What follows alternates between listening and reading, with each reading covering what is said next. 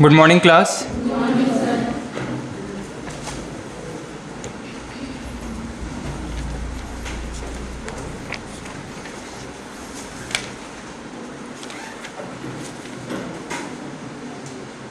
Last class में insurance के बारे में पढ़ रहे थे। LIC, GIC और IRDA हो गया था।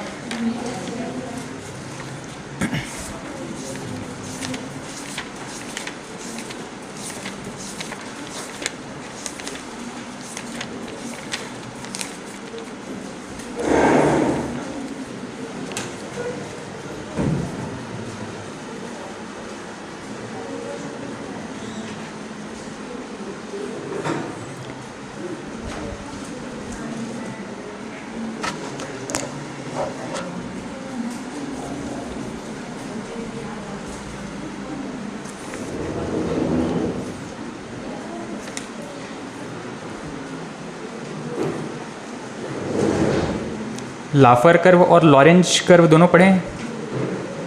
क्या अंतर है दोनों में? एक लाफर वक्र पढ़ा था हमने और एक लॉरेंज वक्र पढ़ा था। बताओ, जो याद आ रहा है बताओ। लाफर वक्र कहाँ पे पढ़े थे हम? अच्छा, लॉरेंज कर्व कहाँ पढ़े थे? हाँ, ध्यान नहीं आ रहा है। पढ़े हैं, याद है ना? दोनों पढ़े हैं। बताओ जिनको याद आ रहा है, लाफर वक्र और लॉरेंज वक्र कहाँ पढ़े थे? हाँ ठीक है, राजस्व प्राप्ति और अच्छा, मैं दोनों ड्रॉ करूँगा तो आप बता पाएंगे कौन सा किसके लिए ड्रॉ किया गया था, लाफर और लॉरेंज?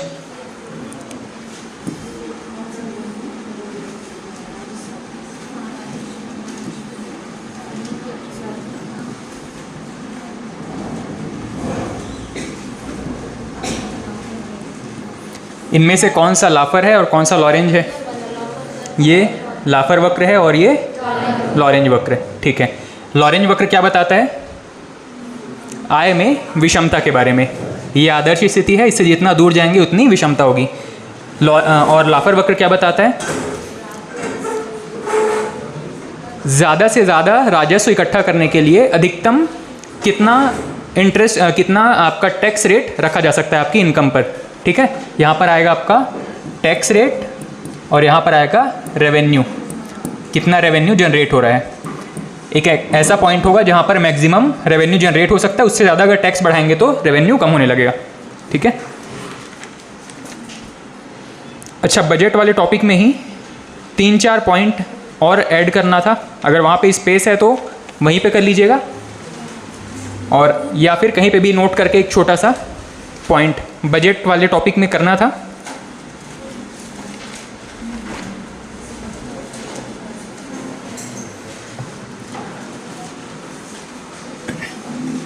देखिए, वैसे सामान्यतः जब किसी भी देश का या किसी भी एक छोटे से यूनिट का एग्जांपल ले लीजिए, मान ले हमारे घर का, तो कहीं पे भी जब बजट बनता है तो बजट सामान्यतः 3 प्रकार के होते हैं। ठीक है, एक तो होगा आपका संतुलित बजट, मतलब जहां पे आय और व्यय बराबर है।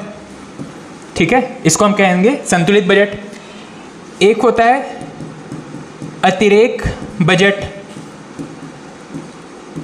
मतलब बजट में आय वाला सेक्शन ज़्यादा वेटेज रख रहा है, हम व्यय कम कर रहे हैं, खर्च कम कर रहे हैं, मतलब सरकार जो है अपने सेविंग्स कर ले रही है, जितना उनको इनकम हुआ था उसमें से खर्च कम कर रही है, वो कुछ पैसा बचा भी ले रही है।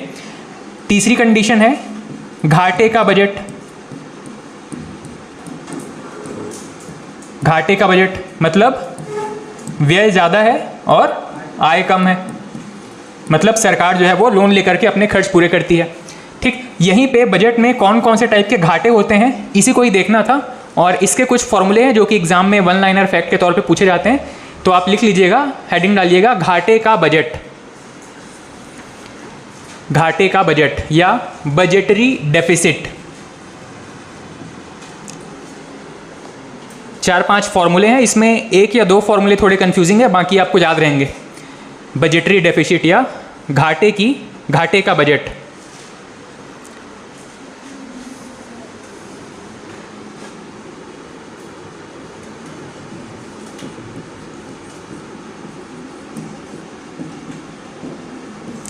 भारत में सामान्य तौर पर हमेशा घाटे का बजट पेश किया जाता है एक्स्ट्रा लोन लेकर के ही। सबसे पहला है बजटीय घाटा। सबसे पहला फॉर्मूला लिखिएगा, बजटीय घाटा इज इक्वल टू, बजटीय घाटा बराबर सार्वजनिक व्यय ऋण सार्वजनिक आय।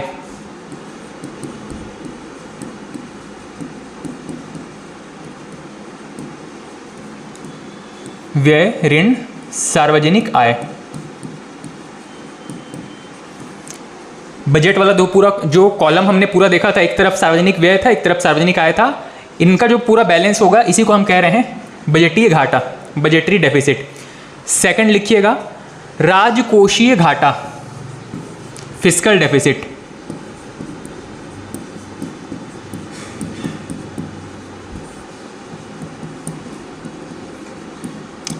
राजकोषीय घाटा, फिस्कल डेफिसिट बराबर सार्वजनिक व्यय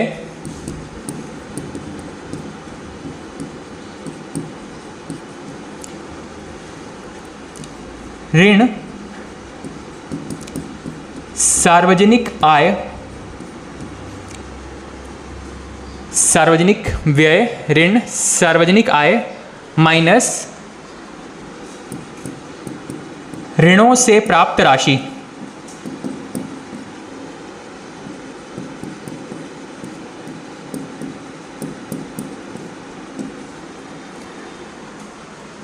सार्वजनिक व्यय ऋण ब्रैकेट में लिखिएगा सार्वजनिक आय और ऋण ऋणों से प्राप्त राशि। नेक्स्ट प्राथमिक घाटा।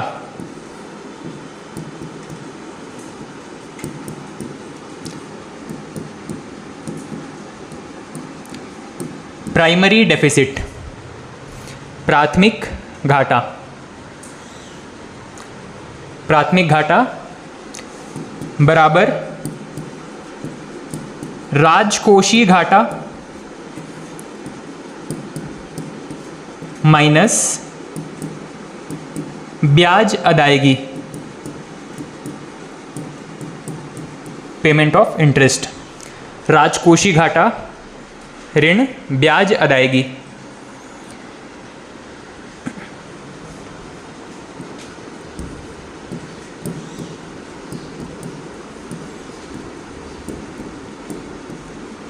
नेक्स्ट है राजस्व घाटा या रेवेन्यू डेफिसिट।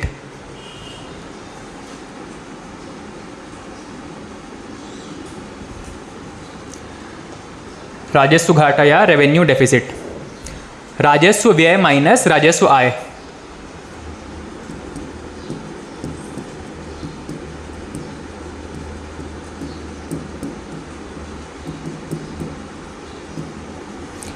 राजस्व व्यय माइनस राजस्व आय।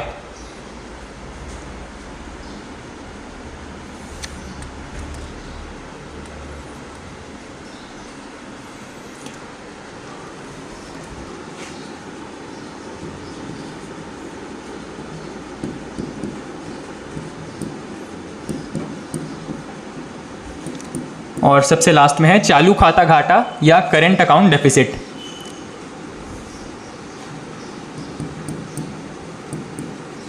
कुल आयात ऋण कुल निर्यात। भारत क्योंकि इंपोर्ट ज़्यादा करता है, एक्सपोर्ट कम करता है, इसीलिए भारत में चालू खाता घाटा भी देखा जाता है, जिसमें टोटल इंपोर्ट और एक्सपोर्ट का बैलेंस शीट बनाया जाता है। ठीक, ये कुछ घाटे हैं जिनको भारत के बजट में अलग अलग स्थितियों में पढ़ा जाता है, समझा जाता है। जनरली यहाँ पे बजटीय घाटा आपको समझ में आ जाएगा। टोटल जो भारत का जो बजट बनता है, इसमें टोटल जो इनकम है, टोटल एक्सपेंडिचर है, इसका बैलेंस है। आपको राजस्व घाटा भी कोई समस्या नहीं है। टोटल राजस्व और टोटल राजस्व की आय और व्यय का जो बैलेंस है, इसी को हम कह रहे हैं राजस्व घाटा। चालू खाता घाटा आपके इंपोर्ट और एक्सपोर्ट से संबंधित है, ये प्रश्न पूछा गया है। ठीक है, इनमें से कौन सा घाटा आयात निर्यात से संबंधित है या आयात निर्यात का बैलेंस कौन से घाटे में शामिल किया जाता है, तो करेंट अकाउंट डेफिसिट में। ठीक, ये दोनों के लिए थोड़ा सा याद रखिएगा। राजकोषी घाटा, राजकोष का मतलब क्या है? सरकार का पूरा खजाना, सरकार का जो पूरा खजाना है इसको हम राजकोष कहते हैं। पहले राजाओं के समय में जो राजकोष होता था, जहाँ पे पूरी राशि इकट्ठी रखी जाती थी, किसी भी सोर्स से उनको मिल रहा है जो खजाना है, इसको हम राजकोष कहते थे। तो राजकोषी घाटा में सभी कुछ जो सरकार के पास इनकम है उसको शामिल करेंगे, और सरकार क्योंकि खर्च ज़्यादा कर रही है इसीलिए उनको घाटा मिलेगा। तो सरकार का जो टोटल व्यय है इसमें हम किसको घटा देंगे? ऋणों से प्राप्त राशि को। सरकार अपने खजाने में से जब राजकोषी घाटा कैलकुलेट कर रही होगी तो सारे के सारे इनकम को तो हम कैलकुलेट करेंगे, लेकिन इसमें से जो लोन लिया होगा सरकार ने, चाहे आरबीआई से हो या किसी विदेशी संस्था से, उसको घटा देंगे वहाँ पर। और प्राथमिक घाटा यहाँ पर ब्याज की अदायगी को घटा देंगे हम राजकोषी घाटा से। अब एक और चीज़, जब आप राजकोषी घाटा, मान लीजिए कभी एग्जाम में प्राथमिक घाटा के लिए ये वाला फॉर्मूला आपको दिखाई ना दे, तो एक बार क्रॉस चेक कर लेना कि क्या यहाँ पर राजकोषी घाटा के जो फॉर्मूला है इसको रख करके और फिर इसको कंटिन्यू किया है क्या। मतलब प्राथमिक घाटा का एक और फॉर्मूला क्या हो सकता है? सामान्य व्यय माइनस ये वाला पूरा फॉर्मूला, ब्रैकेट में सामान्य आय ऋण, ऋणों से प्राप्त राशि, और उसके बाद में फिर यहाँ पर माइनस लगा करके ब्याज अदायगी। तो ठीक है, प्राथमिक घाटा कहने का मतलब है कि राजकोषी घाटे में से हम सिर्फ ब्याज का राशि को अगर घटा देंगे तो हमारा प्राइमरी डेफिसिट निकल जाएगा। ठीक, ये जो शब्द हैं वह सामान्य रूप से हमारे प्रैक्टिकल लाइफ में कभी यूज़ नहीं होते। ये इकोनॉमिस्ट के लिए, मतलब जो अर्थशास्त्री हैं वही इनको कहीं ना कहीं पे यूज़ कर रहे होते हैं बजट बनाते समय। ठीक, वो ये ध्यान रखते हैं कि भारत का जब बजट बनाया जा रहा है तो कौन कौन से घाटे भारत के बजट निर्माण के दौरान शामिल हो सकते हैं। ठीक, कैसे इन घाटों को कम किया जाए, ये उनका टारगेट रहता है। और जनरली सबसे ज़्यादा यूज़ होने वाला है ये बजटीय घाटा, क्योंकि कोई भी जब विकासशील देश है वहाँ पर ये जो कंडीशन है बजटीय घाटा का, यही देखने को मिलता है। कोई विकसित देश है वहाँ पर ये चीज़ उल्टा हो जाता है, उनका इनकम ज़्यादा रहेगा और व्यय कम रहेगा। राजकोषी घाटा या राजकोष का मतलब है यहाँ पे पुराने टाइम में जो राजा होते थे इनका अपना राजकोष होता था, जहाँ पर सारा का सारा पैसा, मतलब जितना भी टैक्स पैसा कलेक्ट किए हैं उनको इकट्ठा करते थे। मतलब इनका जो कुल संपत्ति है इसको तो हम शामिल करेंगे इस घाटे को कैलकुलेट करते समय, लेकिन इसमें हम क्या चीज़ हटा देंगे, किस चीज़ को शामिल नहीं करेंगे? तो जो लोन लिए हैं वो सरकार के खजाने का हिस्सा नहीं है, वो सरकार को एक समय के बाद वापस करना पड़ेगा। ठीक है, तो यहाँ पर ऋण की राशि जो भी है इसको घटा देंगे, और इसको घटाने के बाद जो संपत्ति बचेगी उसमें हम अपने आय व्यय का लेखा जोखा निकालेंगे, वो हमारा हो जाएगा राजकोषी घाटा। ठीक,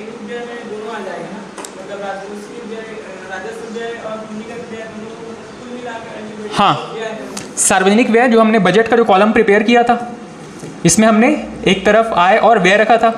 ठीक, व्यय में सार्वजनिक व्यय ओवरऑल जितने भी खर्च हो रहे हैं सरकार के, चाहे वो योजनागत हैं या गैर योजनागत, मतलब प्लान आपके विकासशील हैं या गैर विकासशील कार्य वाले, सारे के सारे खर्च एक तरफ आ जाएंगे, और सारे के सारे इनकम, चाहे वो टैक्स रेवेन्यू हो, नॉन टैक्स रेवेन्यू हो, या फिर कैपिटल हो, या फिर रेवेन्यू हो, सारे के सारे इनकम एक तरफ आ जाएंगे। ठीक है, क्या चीज़? पब्लिक एक्सपेंडिचर माइनस ब्रैकेट में पब्लिक इनकम माइनस डेप्ट, ऋणों से प्राप्त राशि। ठीक, जितना भी कर्ज लिए हैं चाहे आरबीआई से हो या फॉरेन इंस्टीट्यूट से हो। चलिए नेक्स्ट चैप्टर या नेक्स्ट हेडिंग डाल दीजिएगा। बीमा के बारे में पढ़ चुके हैं, बीमा में कुछ और ऐसा खास पॉइंट बचा नहीं है जहाँ से प्रश्न पूछा गया हो। नेक्स्ट हेडिंग डाल दीजिएगा शेयर बाजार।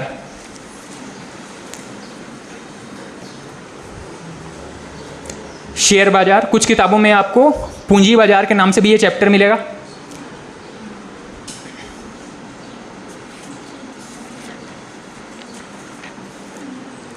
तो शेयर किसको बोलते हैं?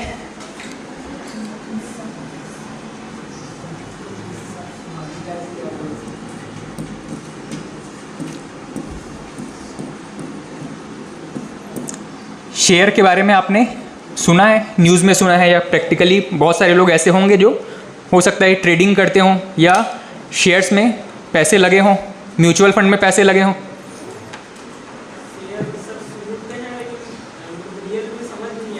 अच्छा, रियल में समझ में नहीं आता है। हाँ, जो रियल में कुछ करते होंगे इसके बारे में बताओ, क्या होता है शेयर? वैसे इतनी बड़ी क्लास में कोई भी कॉमर्स बैकग्राउंड के नहीं है, या हैं या बताते नहीं हैं? अच्छा, पीछे बैठे हैं। बताओ सर, आज आपके लिए है, आज की क्लास आप ले सकते हो। क्या होता है वैसे शेयर, क्या होता है? हाँ,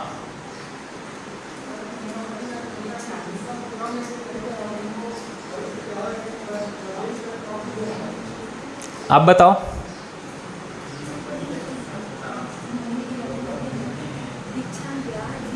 कितना छोटा हिस्सा हो सकता है?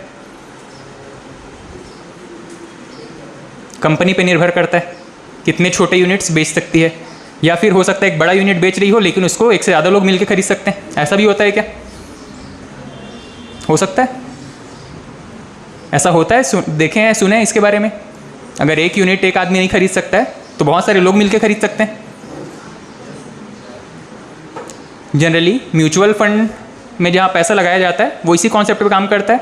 म्यूचुअल फंड इन्वेस्टर जो है वो बहुत सारा पैसा इकट्ठा करके कंपनी के यूनिट्स खरीदते हैं। चलिए एक एक करके देखेंगे। शेयर का मतलब क्या होता है? देखिए, एक सामान्य व्यक्ति, आपके हमारे जैसे लोग, अगर कोई बिजनेस या कोई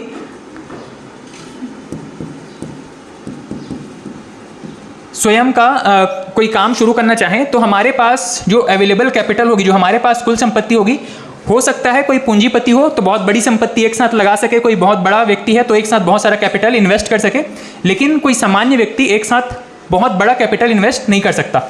ठीक है, और बिजनेस को स्टार्ट करने के लिए क्या चाहिए आपको? यहाँ पर 4 चीज़ें बहुत ज़रूरी होती हैं। ठीक है, कोई भी बिजनेस स्टार्ट करने के लिए आपको लैंड, लेबर, कैपिटल और इन्वेस्टमेंट चाहिए। कैपिटल ही तो आपका इन्वेस्टमेंट है। उद्यमिता, एंटरप्रेन्योरशिप, लैंड, लेबर, कैपिटल और एंटरप्रेन्योरशिप, ये चारों चीज़ें किसी बिजनेस को स्टार्ट करने के लिए ज़रूरी है। आपके पास उद्यमिता या इन्वेस्ट करने की करेज है, उसी को ही हम उद्यमिता कहते हैं। ठीक है, तो ये तो आपके पास था, इसीलिए आपने बिजनेस स्टार्ट करने का सोचा। दिक्कत कहाँ पे आएगी? कैपिटल। कैपिटल रहेगा तो लैंड भी ले लेंगे, लेबर भी ले लेंगे। ठीक, तो सारा का सारा समस्या कहाँ पे है? कैपिटल या पूंजी की। कोई भी कंपनी जब स्टार्ट की जा रही है तो वहाँ पे कैपिटल, अगर बहुत छोटा बिजनेस है तो व्यक्ति हो सकता है कि स्वयं वो बिजनेस स्टार्ट कर ले, लेकिन मान लो अगर कोई बड़ा बिजनेस है जहाँ पे वो स्वयं, उसके पास इतनी पूंजी नहीं है कि वो बिजनेस एक साथ स्टार्ट किया जा सके, तो उसके पास एक दूसरा ऑप्शन क्या हो सकता है कि वो लोन ले ले बैंक से। लेकिन कोई बिजनेस अगर इतना बड़ा है कि बैंक के लोन से भी उसकी आपूर्ति नहीं हो पा रही है, तो वो क्या करेगा? देश भर में या फिर विश्व भर में क्या करेगा? अपने कंपनी के शेयर इशू कर देगा कि जो भी व्यक्ति चाहे मेरी कंपनी में पैसा लगा सकता है। मेरी कंपनी जब धीरे धीरे ग्रो करेगी, प्रॉफिट में आएगी, तो आपकी इन्वेस्टमेंट के रेशो में आपको प्रॉफिट मिलता चला जाएगा। ठीक, अगर वो व्यक्ति स्वयं का पैसा लगाया है, मतलब 100% कैपिटल उसका है, मतलब पूरा का पूरा लाभ या हानि उसके ऊपर रहेगा, पूरी लायबिलिटी उसकी रहेगी। अगर वो व्यक्ति बैंक से लोन लेकर के अपना बिजनेस शुरू किया है तो भी कह सकते हैं कि पूरी लायबिलिटी उसकी है। अगर वो लोन नहीं चुका पा रहा है तो बैंक जो है वो उसकी संपत्ति जब्त कर लेगी। लेकिन शेयर मार्केट या शेयर जब इशू करता है, इसमें एक प्रॉफिट क्या है? जितना भी कोई भी व्यक्ति जब शेयर खरीदता है तो उसके इन्वेस्टमेंट के रेशो में ही उसको लाभ में या हानि में हिस्सेदारी अपने आप मिल जाती है। ठीक, कंपनी अगर ग्रो कर रही है, प्रॉफिट में है, उसके अकॉर्डिंग उसको प्रॉफिट में शेयर मिल जाएगा। अगर कंपनी लॉस में जा रही है तो उसको उसके हिसाब से वहाँ पे उसका पैसा कटने लगेगा या फिर उसको लाभ हानि भी उठानी पड़ेगी। ठीक, तो किसी बिजनेस को स्टार्ट करने के लिए ये 4 फैक्टर्स इंपॉर्टेंट है और इन 3 तरीकों से हम कोई भी बिजनेस शुरू कर सकते हैं। इसी में ही हमको देखना है कि शेयर किस तरीके से इशू किए जाते हैं, शेयर का मतलब क्या है। वैसे आपने जो इसका डेफिनेशन दिया कि शेयर क्या है, किसी बिजनेस को स्टार्ट करने के लिए जो यूनिट है, बिल्कुल छोटी यूनिट है किसी कंपनी में इन्वेस्ट करने की, वो क्या कहलाती है? शेयर कहलाती है। ठीक, उसके बाद में शेयर मार्केट को रेगुलेट करने वाली संस्था कौन है? सेबी। भारत में ऐसे बहुत सारे कंपनीज हैं जो कि शेयर की ट्रेडिंग करते हैं, शेयर की खरीदी बिक्री करते हैं। ठीक, किसी कंपनी में अगर बहुत सारा पैसा एक साथ लगा दिया जाए, इसका मतलब है कि कंपनी की वैल्यू ज़्यादा हो जाएगी। कंपनी को के शेयर्स खरीदने के लिए लोग बहुत ज़्यादा पैसा इन्वेस्ट करने लगेंगे। हो सकता है कि अगर वो कंपनी वास्तव में ग्राउंड लेवल पर कोई काम नहीं करती है, लेकिन क्योंकि उसको इन्वेस्टमेंट काफ़ी मिल रहा है, ऐसी कंडीशन में एक बबल क्रिएट हो जाता है, मतलब एक फेक ग्रोथ दिखाई देती है कंपनी की।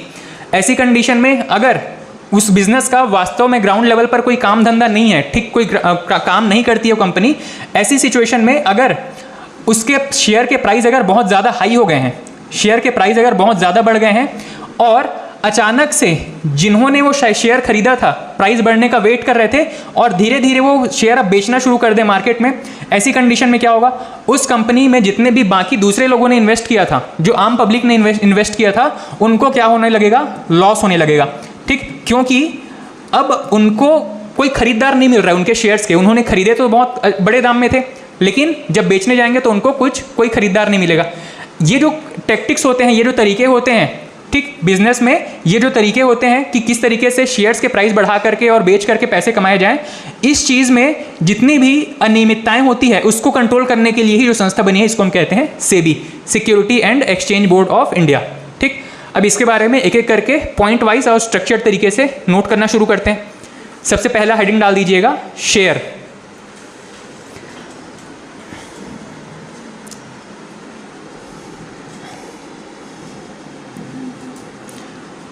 सबसे पहला हेडिंग डालिएगा शेयर, लिखिएगा शेयर का अर्थ, शेयर का अर्थ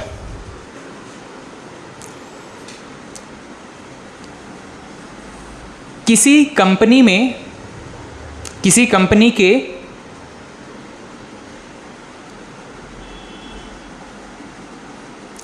स्वामित्व में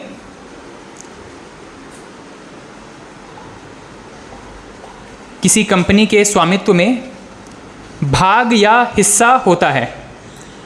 शेयर का अर्थ किसी कंपनी के स्वामित्व में भाग या हिस्सा होता है।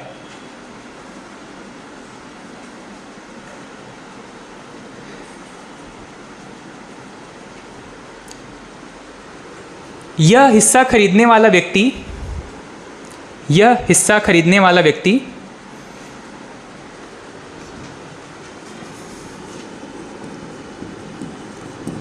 अंशधारी या शेयर होल्डर कहलाता है। अंशधारी या शेयर होल्डर कहलाता है।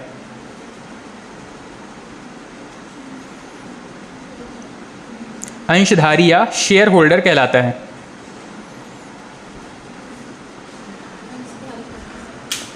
अंशधारी या शेयर होल्डर कहलाता है।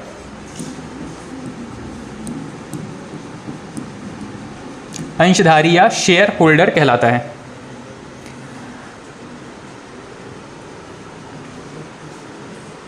जिस बाजार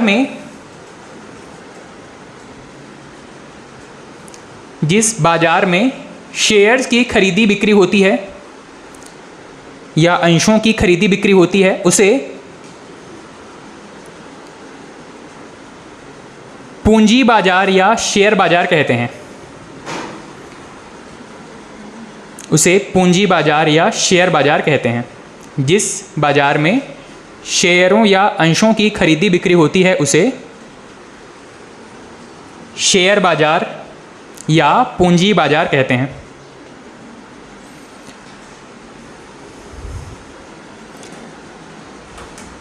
अब इन पूंजी बाजारों में या फिर किसी भी पूंजी बाजार में किस तरीके, कौन कौन से टाइप के शेयर्स की खरीदी बिक्री होती है, तो सबसे पहले तो आपको ये सामान्य चीज़, बड़ी कॉमन सेंस वाली चीज़ है कि कोई भी कंपनी जब बिल्कुल डे 1 में स्टार्ट हो रही होगी तो उसके शेयर्स बिल्कुल नए होंगे, फ्रेश होंगे। ये जो शेयर जब पहली बार इशू किए जाते हैं जिस बाजार में, इसको कहा जाता है प्राथमिक बाजार, जिसको जनरली आप IPO के नाम से जानते हैं, है ना। और एक बार खरीदी बिक्री हुए शेयर्स को जब दोबारा ट्रेडिंग की जाती है, उसकी खरीदी बिक्री की जाती है, तो इसको कहा जाता है द्वितीयक बाजार। एक बार खरीद लिए गए शेयर को दोबारा अगर किसी व्यक्ति को खरीदा या बेचा जाता है, उस बाजार को हम कहते हैं द्वितीयक बाजार। ठीक, तो आपका जो पूंजी बाजार है या शेयर बाजार है, इसको आप 2 भागों में बांट सकते हैं, एक है प्राथमिक बाजार और दूसरा है द्वितीयक बाजार। ठीक, पॉइंट्स कंप्लीट होने के बाद में नीचे इस तरीके से स्ट्रक्चर ड्रॉ कर लीजिएगा। ऊपर पूंजी बाजार और उसके नीचे प्राथमिक बाजार और सेकंड उसके एक साइड में द्वितीयक बाजार। प्राइमरी मार्केट और सेकेंडरी मार्केट।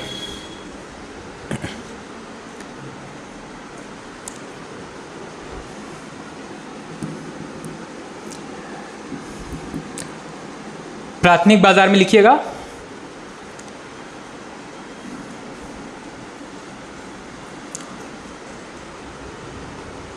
कंपनी द्वारा प्रारंभ में जारी किए गए शेयर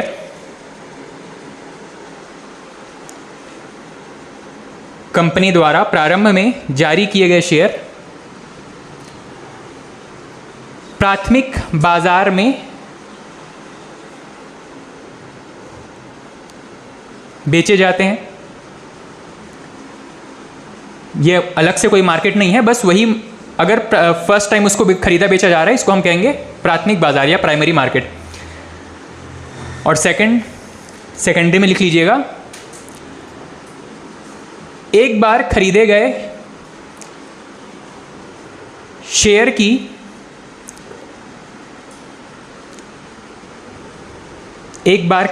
शेयर की पुनः खरीद बिक्री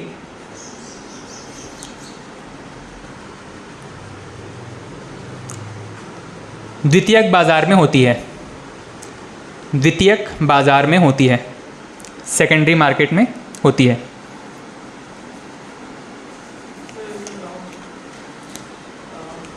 हाँ,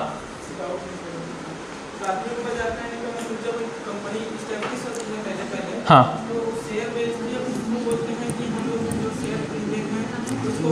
शेयर खरीदने बेचने का तरीका बिल्कुल वही है। डिफरेंस क्या है, कोई कंपनी अगर फर्स्ट टाइम अपने शेयर्स इशू कर रही है और उसको अगर कोई खरीद रहा है तो उसको हम कहेंगे प्राथमिक बाजार।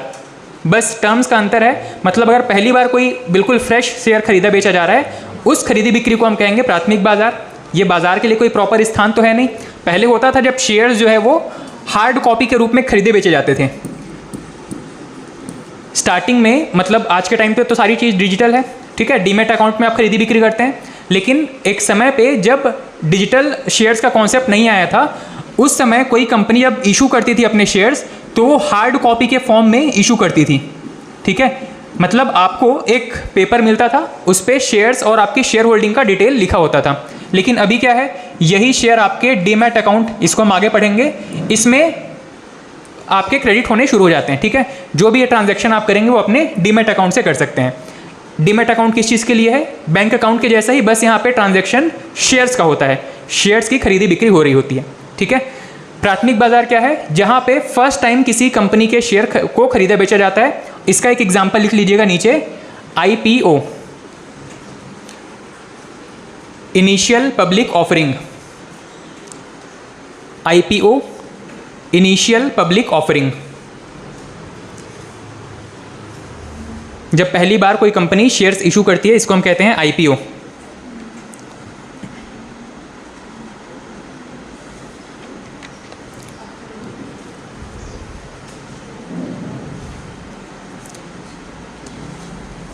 ठीक, वैसे ये शब्द हम आगे और पढ़ेंगे, पर यहीं पे एक और एग्जांपल नोट कीजिएगा।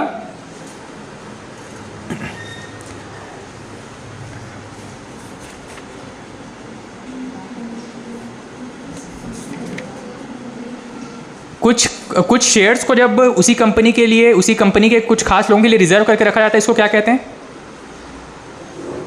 एक शब्द है, वैसे यहाँ पर बुक में दिया नहीं गया है। कोई भी शेयर को जब कुछ खास लोगों के लिए स्टार्टिंग में रिजर्व करके रखा जाता है,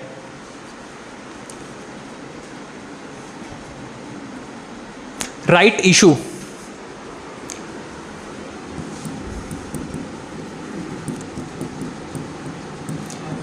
राइट इशू,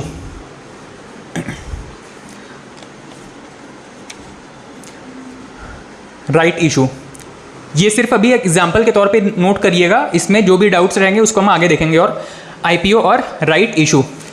और द्वितीयक बाजार में एक एग्जाम्पल नोट कीजिएगा, BSE, बॉम्बे स्टॉक एक्सचेंज, या NSE।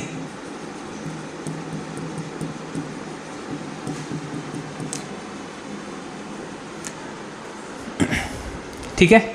तो शेयर्स की खरीदी बिक्री किस तरीके से हो रही है, क्या वो फ्रेश शेयर्स हैं या फिर बार बार खरीदे बेचे जा चुके हैं, उसके अकॉर्डिंग शेयर्स को दो भागों में बांटा जाता है, या उसकी खरीदी बिक्री होने के स्थान को दो भागों में बांटा जाता है।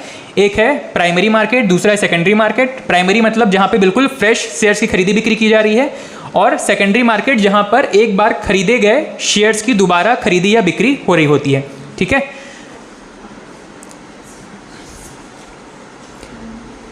चलिए नेक्स्ट हेडिंग डाल दीजिएगा, शेयर संबंधी शब्दावली। आगे हम कुछ टर्म्स पढ़ने वाले हैं जो कि जिन शब्द अलग अलग स्थान पे आएंगे, वो शब्द एक जगह आप उनको नोट कर लीजिएगा, उसकी परिभाषाएं या उसका मतलब। शेयर संबंधी शब्दावली।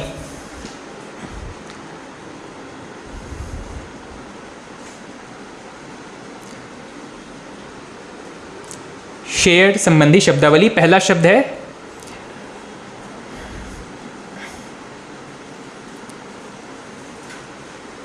शेयर बाजार।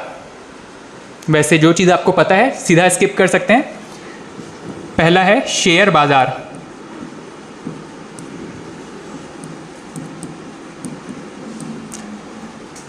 डैश करके, ऐसा बाजार जहां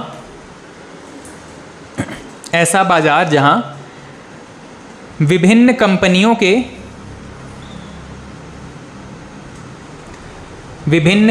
के शेयर,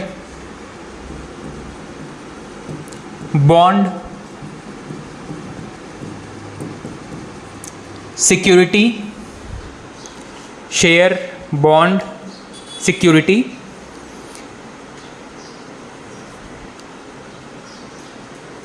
डिबेंचर, ऋण पत्र,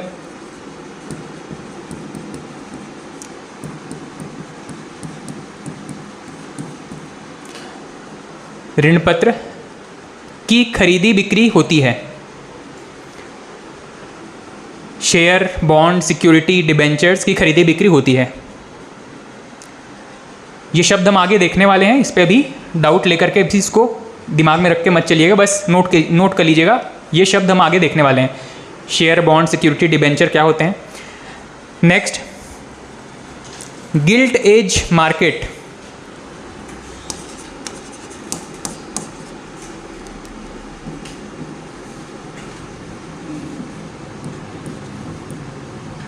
गिल्ट एज्ड मार्केट,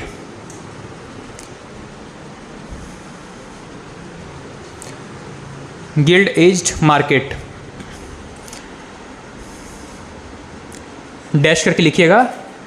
सरकारी प्रतिभूति, गवर्नमेंट सिक्योरिटी, सरकारी प्रतिभूति के क्रय विक्रय का स्थान, सरकारी प्रतिभूति के क्रय विक्रय का स्थान। बजट पढ़ते समय हमने ये भी देखा था कि सरकार जब लोन लेती है तो कुछ सिक्योरिटी पेपर्स भी इशू करती है। वो सिक्योरिटी पेपर्स जहाँ पर खरीदे बेचे जा रहे हैं उसको हम कहते हैं गिल्ट एज्ड मार्केट। नेक्स्ट शब्द लिखिएगा, blue chip share.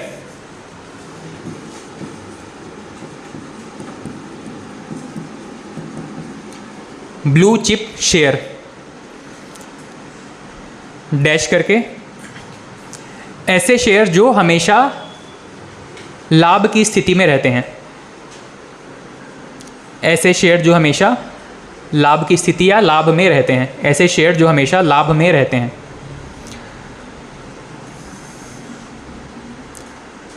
Next,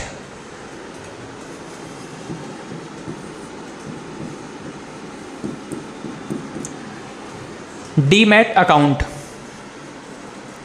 demat खाता।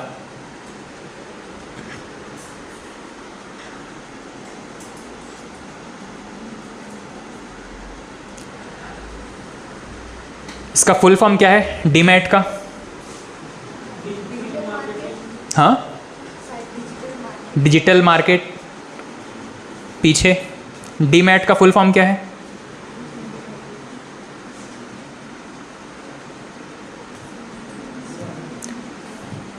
लिख लीजिएगा डीमैट का फुल फॉर्म यहीं पर ब्रैकेट में, डीमटेरियलाइज्ड, मटेरियल लिखते हैं उसको डीमटेरियल कर दीजिएगा, डीमटेरियलाइज्ड।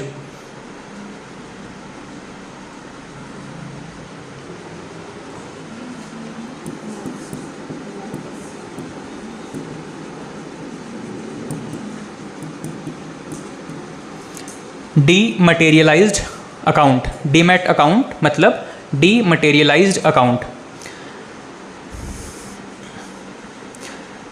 इसमें लिखिएगा डैश करके, ऐसा खाता जहां पर, ऐसा खाता जहां पर शेयर या प्रतिभूति को, शेयर या प्रतिभूति को इलेक्ट्रॉनिक रूप में सुरक्षित रखा जाता है। सेम बैंक अकाउंट के जैसा है, ऐसा खाता जहां पर शेयर या प्रतिभूतियों को सुरक्षित रखा जाता है।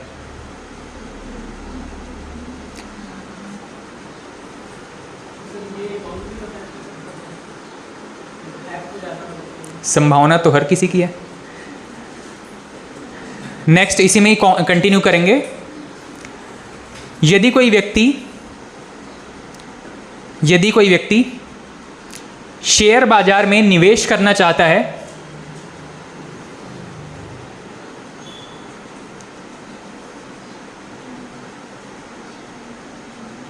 यदि कोई व्यक्ति शेयर बाजार में निवेश करना चाहता है तो डीमैट खाता अनिवार्य है,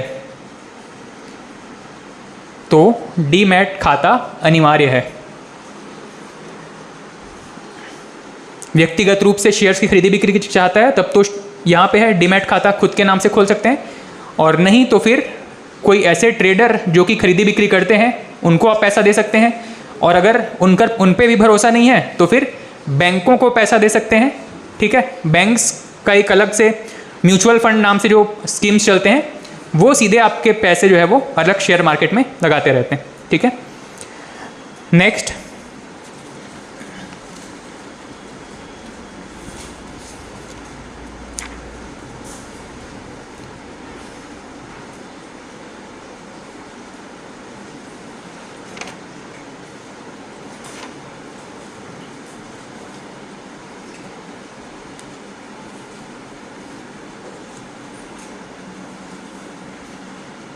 तेजड़िया मंदड़िया तो आपको पता ही है।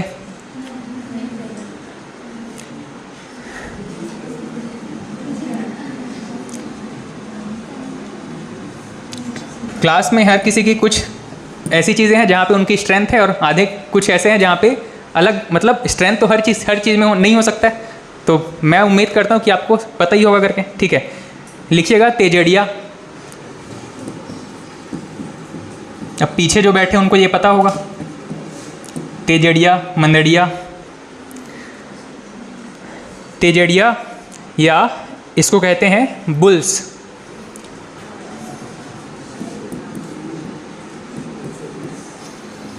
तेजड़िया या बुल्स।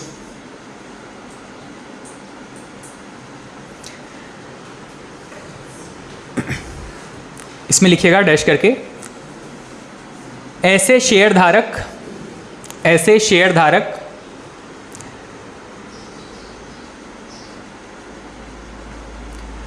जो शेयर की कीमतों में वृद्धि की उम्मीद रखता है, शेयर की कीमतों में वृद्धि की उम्मीद रखता है। कोई ऐसा व्यक्ति है जो कि कम प्राइस के शेयर्स को ये सोचकर खरीद रहा है कि भविष्य में इसके दाम बढ़ेंगे, ऐसे व्यक्ति को हम कहते हैं तेजड़िया या बुल्स।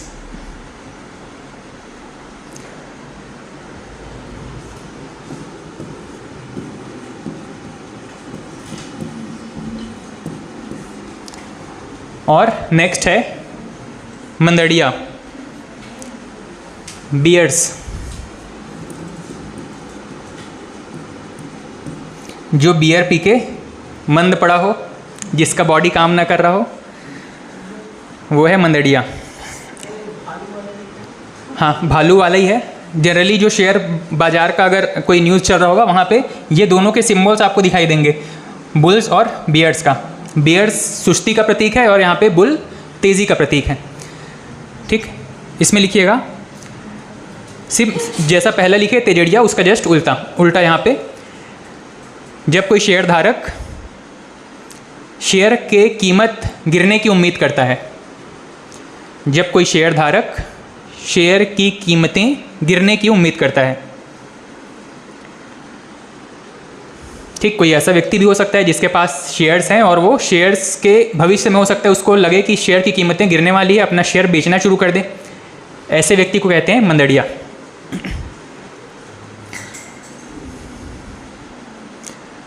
नेक्स्ट एक शब्द है जोबर्स। जोबर्स, JOBBERS।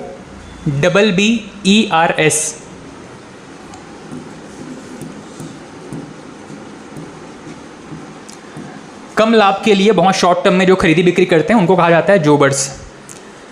लिखिएगा डैश करके, कम लाभ के लिए शेयर की खरीद बिक्री करने वाले, कम लाभ के लिए शेयर की खरीद बिक्री करने वाले।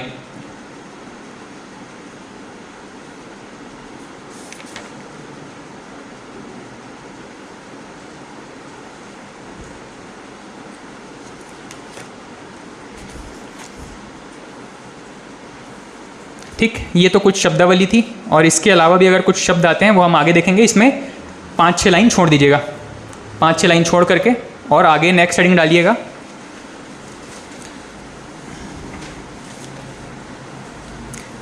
नेक्स्ट हेडिंग डाल दीजिएगा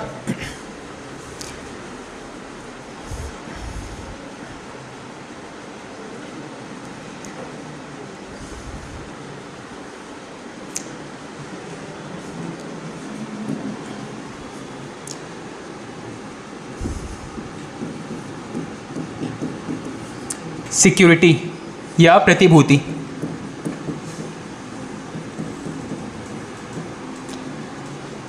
सिक्योरिटी या प्रतिभूति।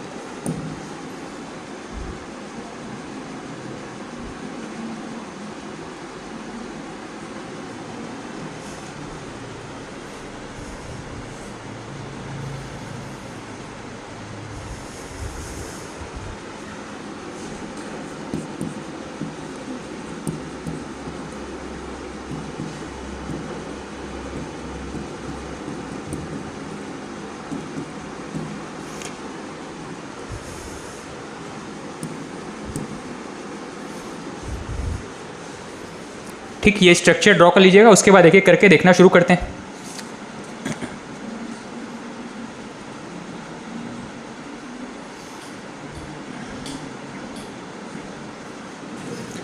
हो गया। यहाँ पे भी जो बिल ऑफ एक्सचेंज है या विनिमय पत्र है, ट्रेजरी या सरकारी होते हैं और कुछ कमर्शियल। ठीक है, वैसे ही बॉन्ड भी सरकार के द्वारा जारी किए जाते हैं, उसको ट्रेजरी बॉन्ड कहते हैं, और कुछ जो सरकारी कंपनियों के द्वारा, प्राइवेट कंपनियों के द्वारा जारी किए जाते हैं, इसको कमर्शियल बॉन्ड कहते हैं। तो bill of exchange treasury bills हो सकते हैं, कमर्शियल बिल्स हो सकते हैं, वैसे ही बॉन्ड्स ट्रेजरी बॉन्ड्स हो सकते हैं या कमर्शियल बॉन्ड्स हो सकते हैं।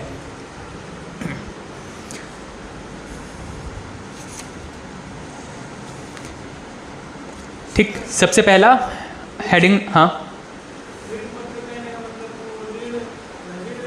ऋण लेने के लिए जो पेपर इशू किया जाता है, जैसे कि बजट के टाइम मैंने बताया था, सरकार को अगर लोन चाहिए तो या तो सीधे आरबीआई से लोन ले ले, या तो अगर आम पब्लिक से लोन लेना चाहती है तो वो क्या करेगा, एक पेपर इशू करेगा। ठीक, एक पेपर का रेट कुछ रख देगा, मान लीजिए 1000 रुपये का एक पेपर है, कोई भी व्यक्ति चाहे जितना पेपर खरीद ले और उसके बिहाफ में उसको एक फिक्स इंटरेस्ट मिलेगा।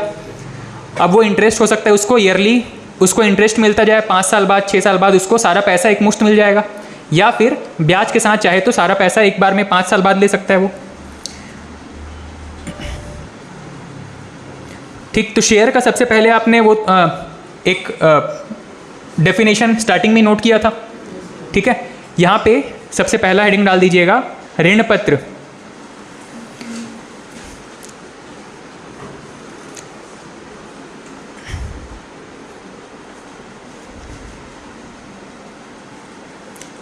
हेडिंग डालिएगा ऋण पत्र या डिबेंचर।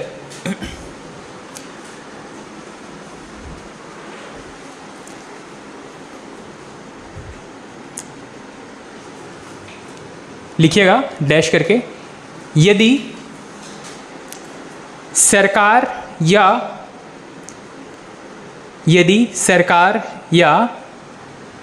निजी कंपनी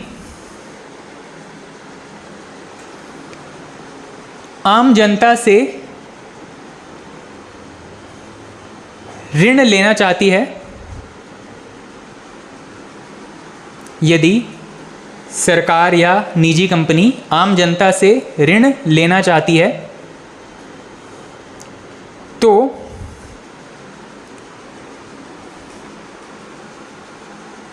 इसके लिए जारी प्रतिभूति को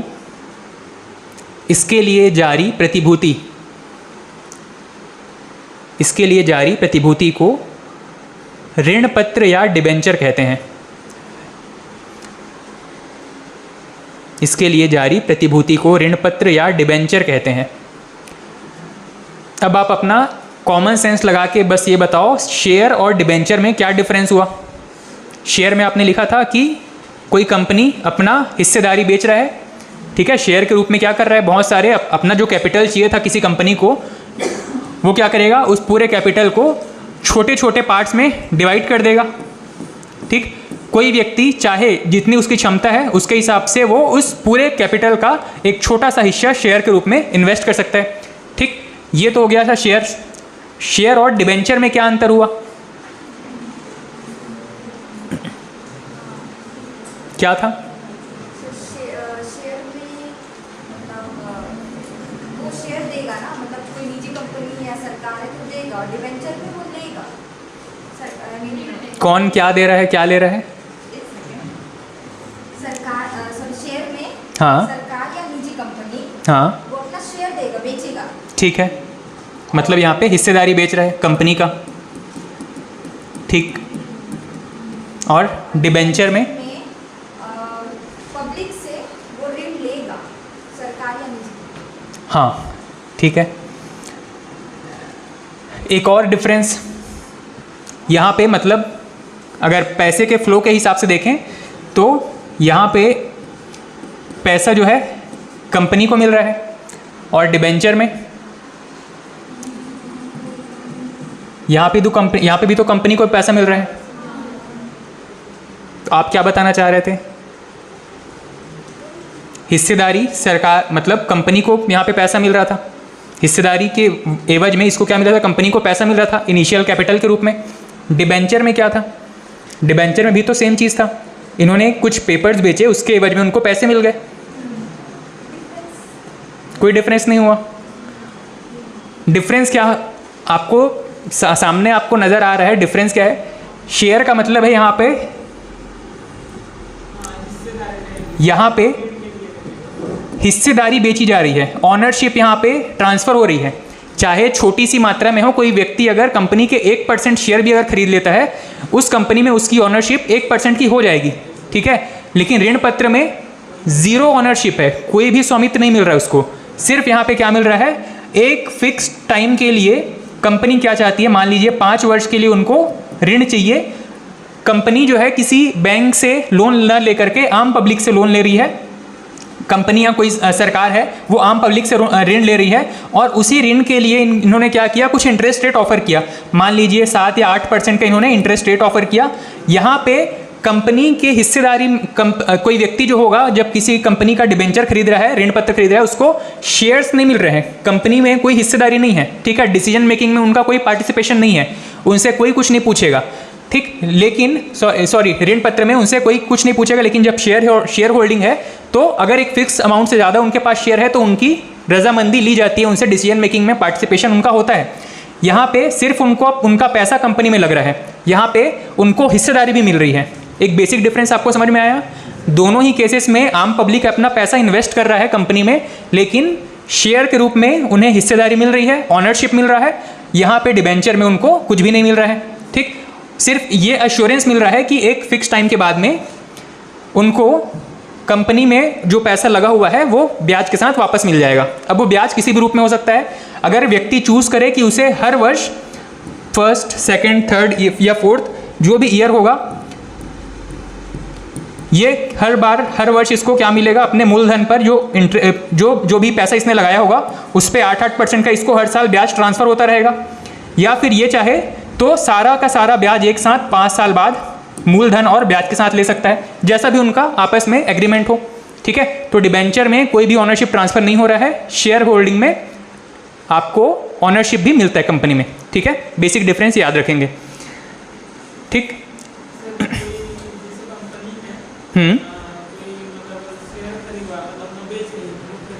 हाँ हाँ,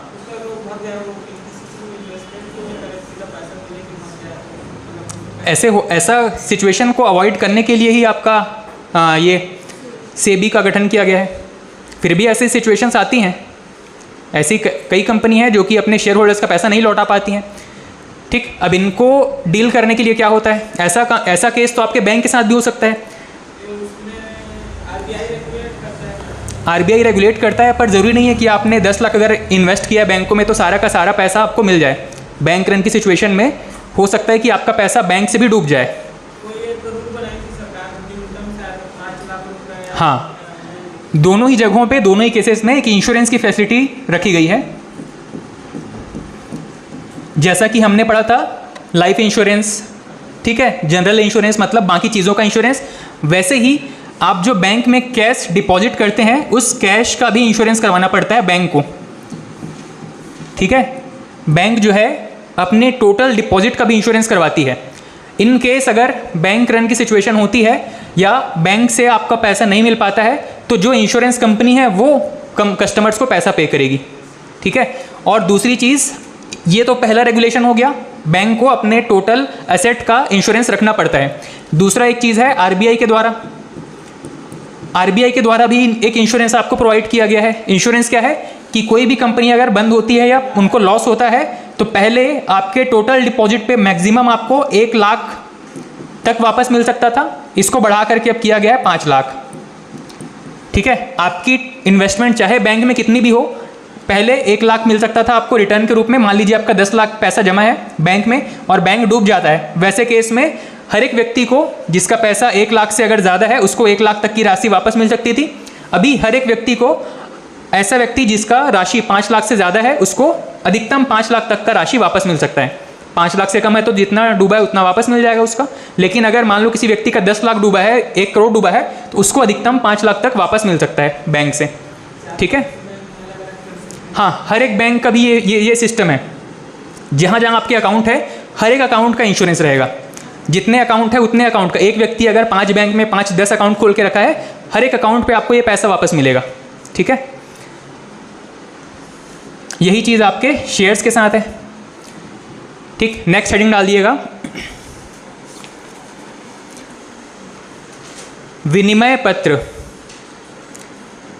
बिल ऑफ एक्सचेंज।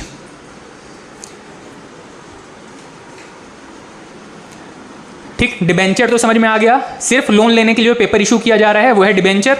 बेसिक से एक लाइन में आप इसको याद रखना चाहें तो कोई कंपनी या सरकार पब्लिक से ऋण लेने के लिए जो पेपर इशू कर रही है इसी को हम डिबेंचर कह रहे हैं।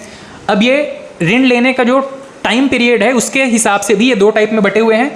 एक तो हमने पढ़ा था 1 वर्ष का समय, कॉमर्स के टर्म्स में 1 साल का जो समय है वो जनरली क्या लिया जाता है, 364 डेज, है ना।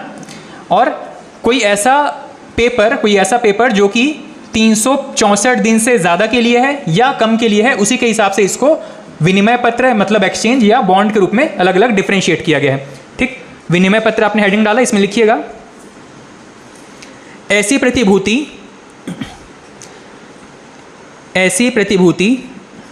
जो 1 वर्ष और ब्रैकेट में लिख लीजिएगा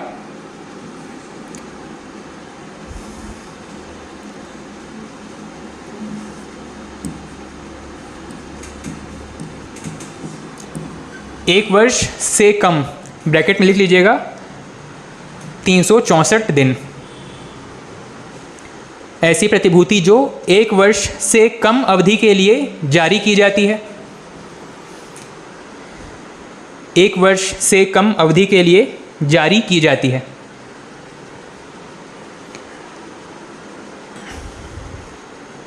ऐसी प्रतिभूति जो 1 वर्ष से कम अवधि के लिए जारी की जाती है। नेक्स्ट पॉइंट लिखिएगा, सरकारी विनिमय पत्र को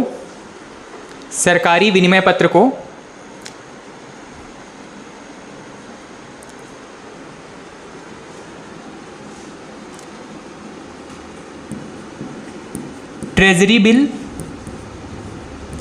सरकारी विनिमय पत्र को ट्रेजरी बिल और निजी विनिमय पत्र को वाणिज्यिक बिल कहा जाता है।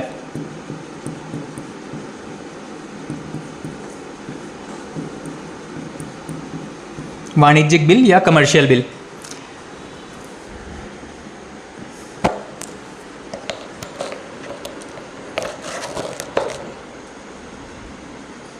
सरकारी विनिमय पत्र को ट्रेजरी बिल और निजी विनिमय पत्र को वाणिज्यिक बिल कहा जाता है, कमर्शियल बिल कहा जाता है। ठीक है, इसमें कोई समस्या? ये कब इशू किया जाएगा? कोई कंपनी है जो कि 1 साल से कम अवधि के लिए आपसे ऋण लेना चाहती है तो उसको हम कहेंगे तो ऋण पत्र, लेकिन क्योंकि उसकी अवधि 1 साल से कम के लिए है इसीलिए उसको विनिमय पत्र कहा जा रहा है। और यही चीज़ अगर 1 साल से ज़्यादा के लिए हो जाए तो उसको बॉन्ड कहा जाता है। ठीक है, तो नेक्स्ट हेडिंग डाल दीजिएगा बॉन्ड।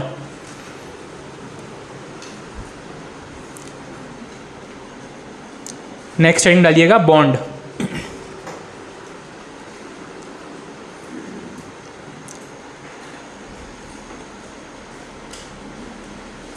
ऐसी प्रतिभूति जो 1 वर्ष से अधिक समय के लिए, ऐसी प्रतिभूति जो 1 वर्ष से अधिक समय के लिए जारी की जाती है,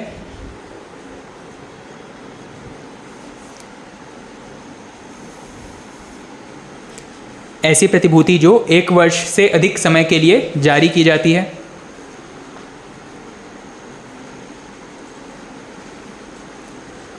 और 1 वर्ष का मतलब वही 364 डेज। ठीक है, नेक्स्ट पॉइंट,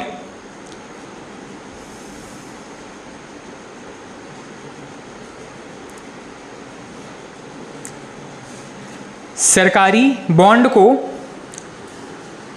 ट्रेजरी बॉन्ड और सरकारी बॉन्ड को ट्रेजरी बॉन्ड और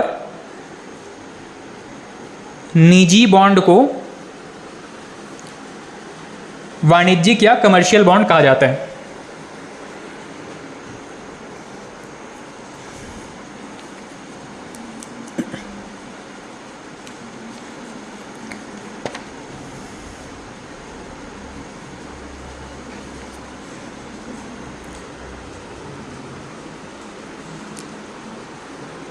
छूट गया? कहाँ तक लिखे? सरकारी बिल को सरकारी बॉन्ड को ट्रेजरी बॉन्ड और निजी बॉन्ड को कमर्शियल या वाणिज्यिक बॉन्ड कहा जाता है। निजी बॉन्ड को वाणिज्यिक बॉन्ड कहा जाता है।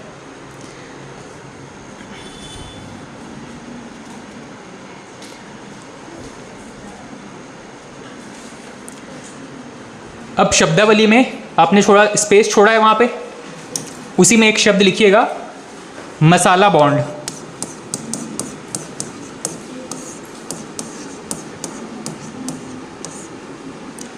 शब्दावली वाले कॉलम में आपने कुछ स्पेस छोड़ा है, वहीं पे एक शब्द और लिखिएगा मसाला बॉन्ड।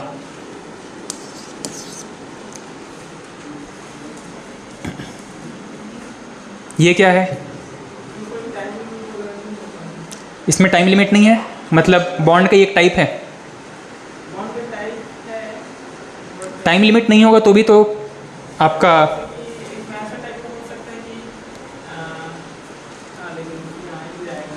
मसालों की खरीदी बिक्री के लिए हो सकता है मसाला बॉन्ड। क्या होता है सर मसाला बॉन्ड?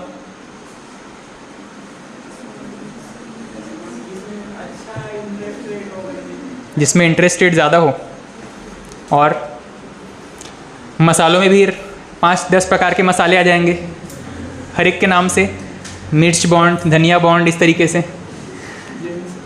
हाँ, जेम्स बॉन्ड भी आ जाएगा फिर। ठीक, इसमें लिखिएगा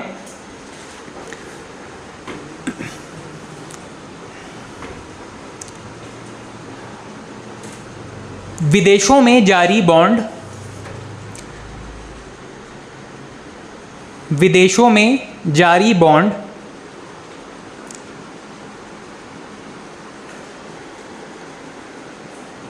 जो कि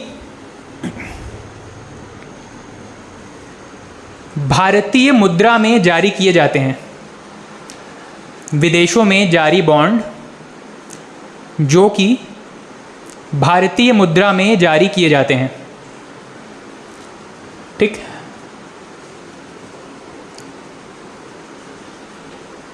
इंपॉर्टेंट है, एग्जाम में पूछा गया प्रश्न है मसाला बॉन्ड क्या होता है।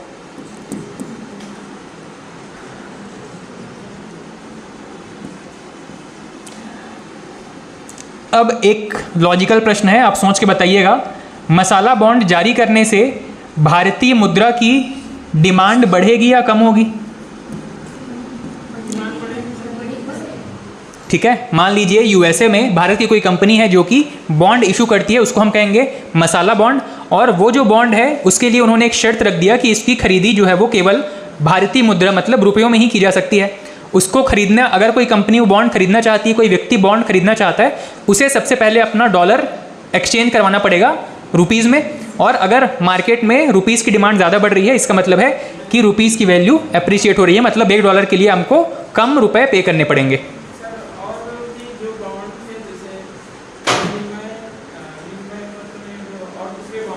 हाँ,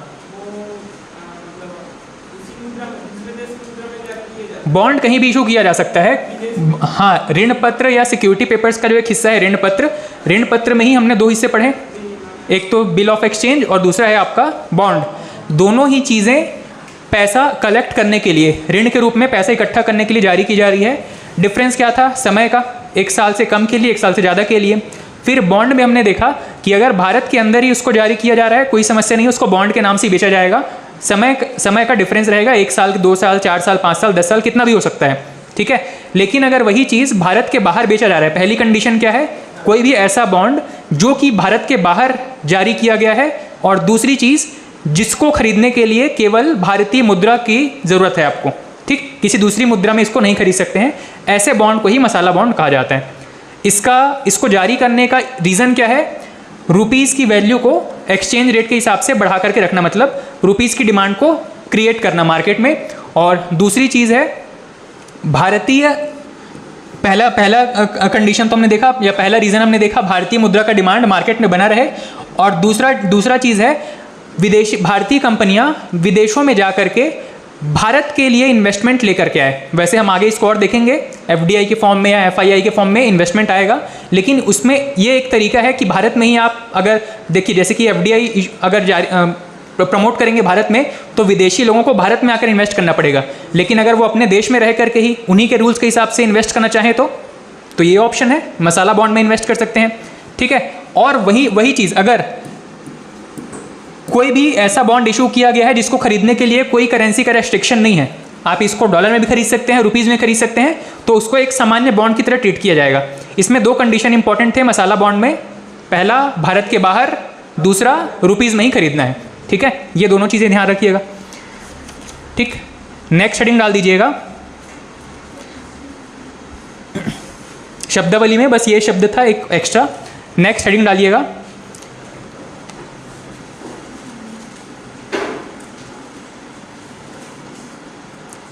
नेक्स्ट हेडिंग है स्टॉक एक्सचेंज।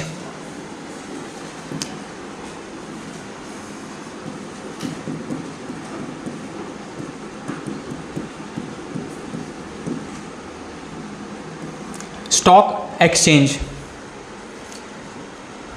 वह स्थान जहां पर खरीदी बिक्री हो रही है, ठीक।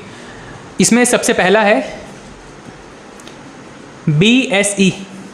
स्टॉक एक्सचेंज में सबसे पहला है BSE, Bombay stock exchange. BSE, Bombay stock exchange.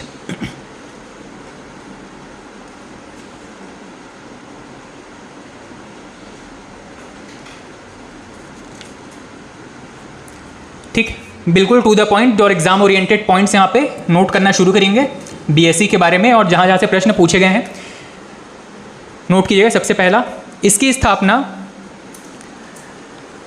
1875 में, इसकी स्थापना 1875 में मुंबई के दलाल स्ट्रीट में की गई। मुंबई के दलाल स्ट्रीट,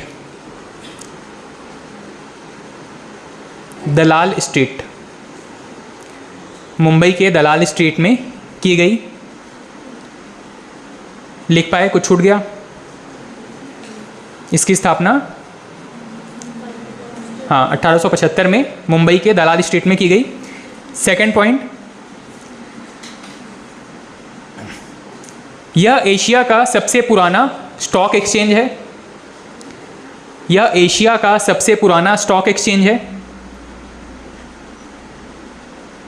एशिया का सबसे पुराना मतलब भारत का भी सबसे पुराना होगा, ठीक है। एशिया का सबसे पुराना स्टॉक एक्सचेंज है।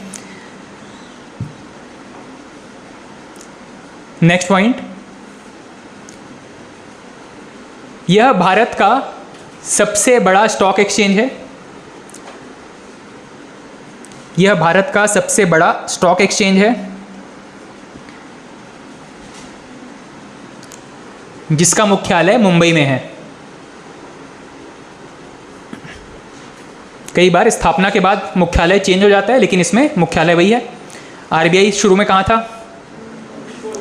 कलकत्ता में था, और वर्तमान में मुंबई में, ठीक।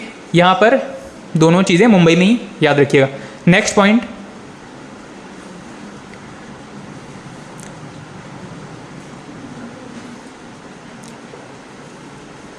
BSE के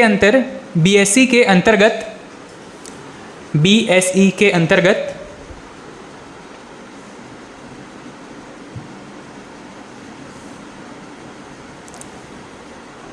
विभिन्न सूचकांक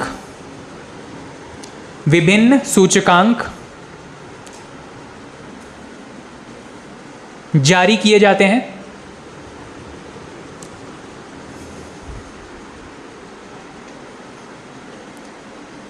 एग्जाम्पल,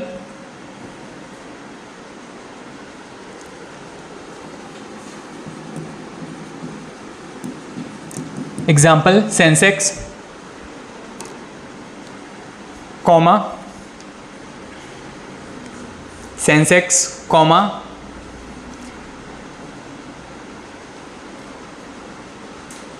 अच्छा सेंसेक्स जब आपने लिखा है तो वहीं पर ब्रैकेट में लिख लीजिएगा 30 कंपनी, फिर कॉमा, BSE 200, ठीक है, इस इंडेक्स का ही नाम है BSE 200। ये 30 और ये 200 क्या दिखा रहा है? हाँ, टोटल कंपनी जिसको लेकर के, जिनके वेटेज को लेकर के ये इंडेक्स जारी किया जाता है। ठीक है, सेंसेक्स 30 टॉप कंपनी को लेकर के जारी किया जाता है, वैसे ही BSE भारत की 200 बड़ी कंपनियों को लेकर के जारी किया जाता है।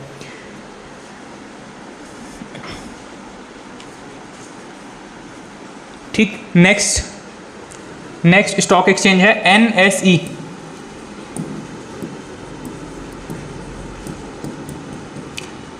National stock exchange, NSE national stock exchange. स्थापना 1992, स्थापना 1992,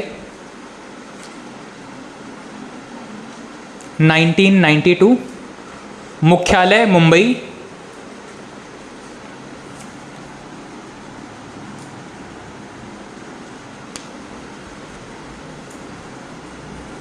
मुख्यालय मुंबई।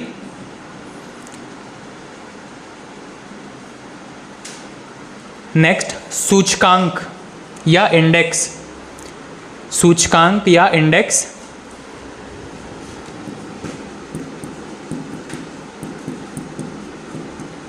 निफ्टी 50। ठीक, ये 50 कंपनियों के डेली मार्केट किस तरीके से अप डाउन हो रहे हैं इसको ध्यान में रख करके ये सूचकांक जारी किए जाते हैं। ठीक, 50 कंपनियों में औसत बिजनेस किस तरीके से चल रहा है इसको जो इंडेक्स जारी किया जाता है इसको कहते हैं निफ्टी 50।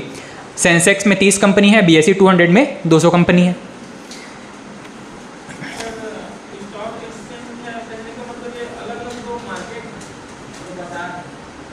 हाँ, एक मॉल है, मत समझ सकते हैं। यहाँ पे बहुत सारे शॉप लगे हुए हैं, हर एक शॉप बहुत सारे प्रोडक्ट बेच रहा है। उनमें से ये जो BSE वाला, जो BSE नाम का जो शॉप है, वो यहाँ पे 30 टाइप के प्रोडक्ट बेच रहा है। मतलब 30 टाइप के कंपनियों के सामान उनके पास हैं, या कह सकते हैं कि 30 कंपनियों के शेयर उनके पास हैं। उनके शेयर्स में किस तरीके से डेली बिजनेस हो रहा है, या उनका जो लॉन्ग टर्म व्यू है किस तरीके का है, बढ़ने का, कम होने का, इसको ध्यान में रख करके जो इंडेक्स जारी किया जाता है इसको कहते हैं सेंसेक्स। वैसे ही इसी BSE नाम का जो शॉप है इसके अंदर 200 टाइप के प्रोडक्ट हैं, मतलब 200 कंपनियों के शेयर्स हैं इनके पास में। इसको कम्युलेटिव या सम्मिलित रूप से क्या कहते हैं, BSE 200। ठीक, ये एक बकेट है कह सकते हैं, जिसमें इन्होंने क्या किया है, हर एक इंडिविजुअल कंपनी के अगर यहाँ पे शेयर्स की खरीदी बिक्री की जाएगी तो आम व्यक्ति के लिए डिफ्रेंशिएट करना बहुत मुश्किल हो जाएगा कि वो कौन से कंपनी में पैसा लगाए ना लगाए। वो क्या करता है, देखता है कि सेंसेक्स जो नाम का जो सूचकांक है उसका डेली किस तरीके से वो बढ़ रहा है या घट रहा है। उसको ये समझ में आ गया कि इस 30 में से मान लीजिए 10 कंपनी अगर लॉस में चल रही है, 20 कंपनी प्रॉफिट में चल रही है, तो ओवरऑल उसको प्रॉफिट होने वाला है। वो क्या करेगा, इन इंडिविजुअल कंपनीज का डेली किस तरीके से बिजनेस है उस पर उसको कोई मतलब नहीं है। वो ये देखेगा कि सेंसेक्स उस दिन कैसा काम कर रहा है। ठीक है, अगर वो बढ़ रहा है तो उसको मन है पैसा लगा सकता है, अगर वो नीचे जा रहा है अपना पैसा निकाल सकता है। ठीक है, वैसे ही यहाँ पर कोई व्यक्ति 200 कंपनियों के तो लिस्ट को लेके बैठेगा नहीं कि उनका बिजनेस किस तरीके से चल रहा है। कंपनी क्या करती है, 200 कंपनियों का एक टोकरी, 200 कंपनियों के शेयर्स का एक टोकरी या बकेट इन्होंने बना लिया है, और उसमें जो डेली बिजनेस हो रहा है इनका एवरेज यहाँ पर निकलते रहता है।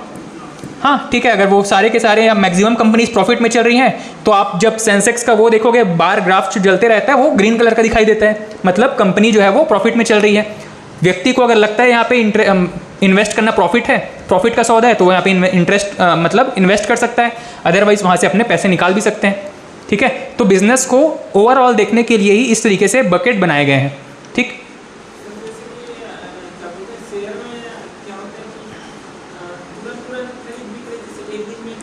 वो भी कर सकता है। कोई व्यक्ति अगर उसको सिर्फ टाटा के शेयर खरीदने हैं, SBI के शेयर खरीदने हैं, रिलायंस के शेयर खरीदने हैं, उसका इंडिविजुअल किसी कंपनी में इन्वेस्ट करने का मन है, वो भी कर सकता है। ठीक है, वो उसके लिए आपको पर्सनल डीमैट अकाउंट या मैंने जैसे बताया किसी ब्रोकर या ट्रेडर से आपको कांटेक्ट करना है, वो आपके पैसे इन्वेस्ट करेगा, या आप खुद कर सकते हैं, आपको समझ है तो। इतना दिमाग नहीं लगाना चाहते हैं तो एक तो ये ऑप्शन है आपके पास, सेंसेक्स अगर ऊंचा उठता दिख रहा है, ठीक है, पैसे लगा सकते हैं। या फिर तीसरा ऑप्शन जो हम पढ़ने वाले हैं, म्यूचुअल फंड। ठीक है,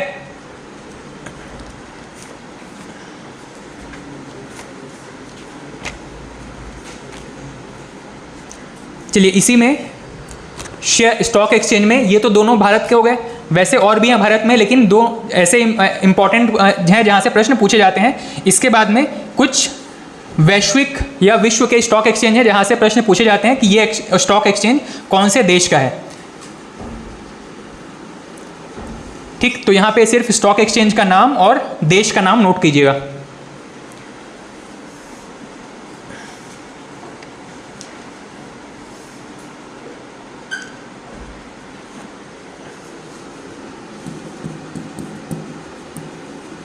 स्टॉक एक्सचेंज का नाम है निक्की, NIKKI। ये है Tokyo, Japan.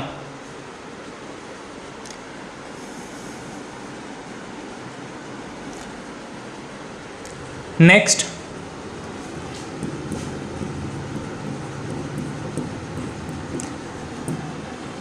नास्डाक, NASDAQ, New York, New York.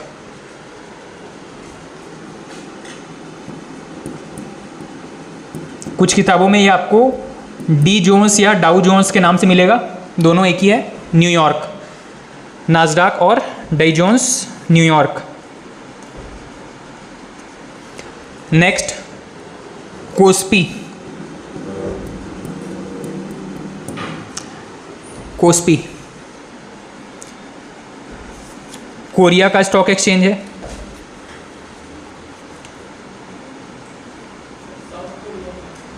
हाँ, वो तो अलग लेवल पे खेल रहा है।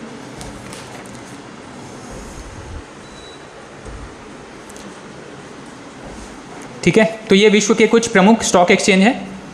जनरली आपको BSE NSE के बारे में ही मैक्सिमम पूछा गया है। ठीक है, चलिए आज इतना रखते हैं। कल हमारा लगभग ये टॉपिक कंप्लीट हो जाएगा। आपके पुराने क्लासेस में से कुछ समस्या है, डाउट्स रहेगा, 1 क्लास 2 क्लास से आगे जब भी कोई क्लास लगता है वहाँ पे आप पूछ सकते हैं। ठीक है, चलिए, थैंक यू।